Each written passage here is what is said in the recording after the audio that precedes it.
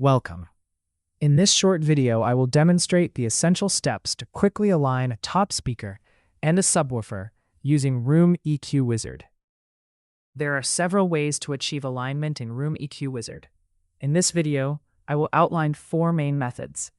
The first 2 utilize the alignment tool, focusing on both the impulse response and the phase trace. The third method applies the rising points technique, while the fourth is performed in real time, directly in the time domain, using wavelets.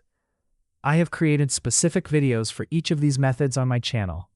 Be sure to check them out for more detail. First of all, for everyone's benefit, let's do a quick review of the basic settings. This is the basic setup for a 2-channel audio interface. In input 1, we have the microphone. In input 2, we have the loopback cable coming from output 2. Output 1 connects to the PA or the system under test. Make sure that input monitoring is disabled. It is important to clarify that Room EQ Wizard does not perform transfer function measurements, as the reference signal is used exclusively as a timing reference. Click on Preferences and, in the Sound Card tab, configure your interface for a measurement using a physical loopback time reference. In my case, I am using the ASIO driver for the UMC404HD 4-channel interface. The microphone is connected to input 1, and the reference signal is on input 4. Output 1 goes to the sound system, while output 2 loops back into input 4 as the time reference. Many people ask me the same question: do I need to calibrate? The answer is no. Calibration is not necessary for aligning sound systems for a concert. You only calibrate if you need to calibrate the system for absolute levels. In the Analysis tab, you can define your measurement settings. For instance, you can choose whether to have results with smoothing already applied or use a 96 PPO spacing, as well as windowing and other advanced options. Regarding these initial parameters, I prefer to view the raw data first and then apply smoothing or other adjustments manually. Once you close the window, Room EQ Wizard will remember all these settings for your next session. Now, let's set the levels using the Levels and Generator tools. Be sure to leave yourself enough headroom to avoid any clipping during the measurement process. We are now ready to measure. Click on the Measure button and set the loopback as your time reference. Select the measurement mode, in this case, single shot, and double-check your input and output settings once more. Now, here is the measurement for the top speaker. After measuring, we apply the necessary smoothing. In this case, I will select Psychoacoustic Smoothing. To do this, simply right-click on the graph window. I have also edited the default name of the measurement.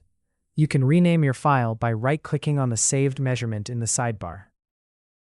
Now, we need to synchronize the analyzer with the time reference to get an accurate phase trace reading.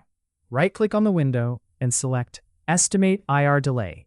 Estimate IR Delay, Ctrl-Alt-E, calculates an estimate of the time delay in the measurement by comparing it with a minimum phase version. The delay it calculates can be removed from the impulse response by pressing the Shift IR button on the panel shown after the delay is calculated, and can additionally be applied as a timing offset for subsequent measurements. As you can see, the phase trace now flattens out. When you take a new measurement for the subwoofer, the previously calculated value will automatically appear in the timing offset field. And here is the subwoofer measurement. I have already applied the smoothing and edited the name for clarity. In the All SPL window, we can see both traces. Now, right-click on the graph and select the Alignment tool. We can manually adjust the various settings, or we can test the Align Phase Slopes at Cursor function by placing the mouse cursor over the crossover frequency zone. As you can see, the automatic function provides the correct alignment, which in this case is approximately 20.7 milliseconds with a polarity inversion. However, you should always pay close attention to ensure there are no errors, as you may still need to fine-tune the result manually. Second method with Alignment tool, Impulse Response. Select Impulse Response and place the cursor at the crossover point. Looking at the linear impulse responses, we can already see that the subwoofer needs to be delayed. Filter the impulse responses at the cursor position by using the dedicated button. Now, the broadband linear IRs are filtered at the chosen frequency. This is where a common problem occurs when relying solely on automatic tools. The alignment appears to be correct, and the summation seems to confirm it. However, based on our previous method, we know that the true alignment is actually different. By entering 21 milliseconds and a polarity inversion, we achieve the correct alignment. Now, let's exit the alignment tool and align using my rising points method in the overlay window. You can consult the dedicated video on my channel to learn more about this technique.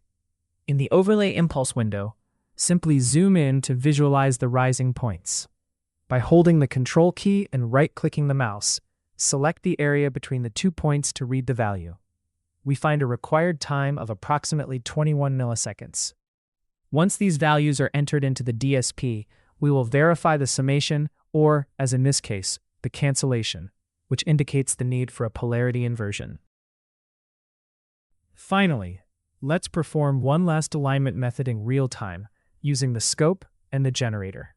This technique, first introduced by Pat Brown, and which you can find in a complete video on my channel, involves generating a wavelet of 6.5 cycles at the crossover frequency. Try the settings you see here and experiment with others. In the scope, enable triggering on the reference channel, which is channel 2, and display channel 1 for the microphone. Adjust the divisions to get a clear and comfortable view of the recorded waveform. Activate the highlighted cursors and find your reference point on the wavelet, a term used here with the necessary and obvious approximations. In this case, I used the rising point as a reference, but at other times, it might be more useful to use the center of the wavelet, or even both. One word of caution. Occasionally, you will notice the waveform jumping to random positions due to clocking issues. Be sure to use the position that is confirmed consistently over time. By muting the top speaker and measuring the subwoofer, we can see that the sub is leading in time. The fixed right cursor is our reference point. Place the mobile left cursor on the corresponding point of the subwoofer waveform and read the difference. This value is roughly the delay that the subwoofer requires and should be entered into the DSP.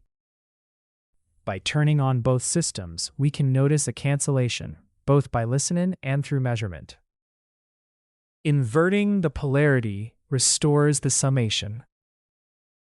We have explored 4 different alignment methods in Room EQ Wizard, aligning the same system using various techniques.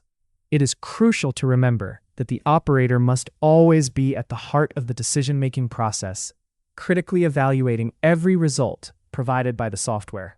Many other methods can be developed with Room EQ Wizard, and I always encourage you to investigate new approaches using as many tools as possible.